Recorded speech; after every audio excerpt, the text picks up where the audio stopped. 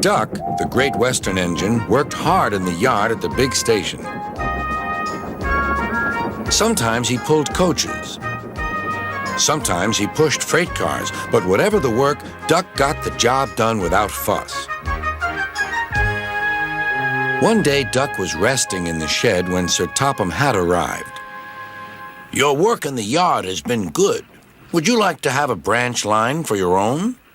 "Yes, please, sir," replied Duck. So Duck took charge of his new branch line. The responsibility delighted him.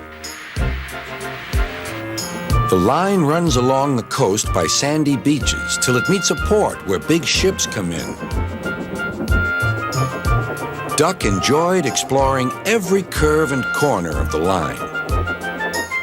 Sea breezes swirled his smoke high into the air, and his green paint glistened in the sunlight. "This is just like being on holiday," he puffed. "Well, you know what they say," laughed his driver. "A change is as good as a rest." Soon, Duck was busier than ever.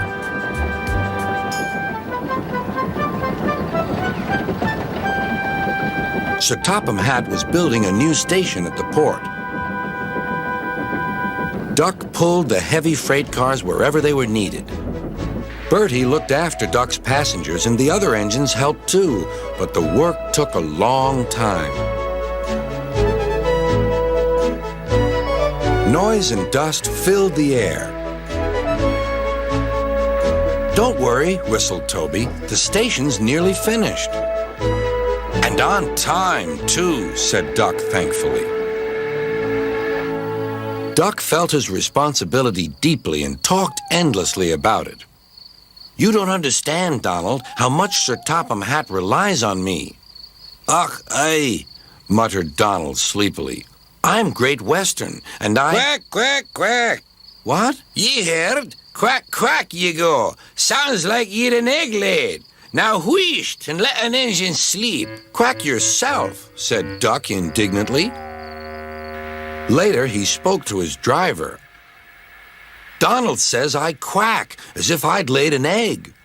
"Quack, do you?" pondered his fireman.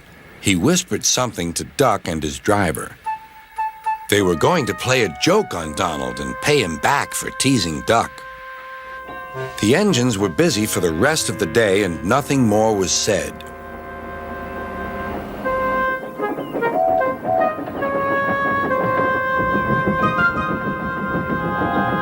Not even a quack. But when at last Donald was asleep, Duck's driver and fireman popped something into his water tank. Next morning, when Donald stopped for water, he found that he had an unexpected passenger aboard. A small white duckling popped out of his water tank. "Now, who's behind this?" laughed Donald. The duckling was tame. She shared the fireman's sandwiches and rode in the tender. The other engines enjoyed teasing Donald about her. Presently, she grew tired of traveling and hopped off at a station, and there she stayed.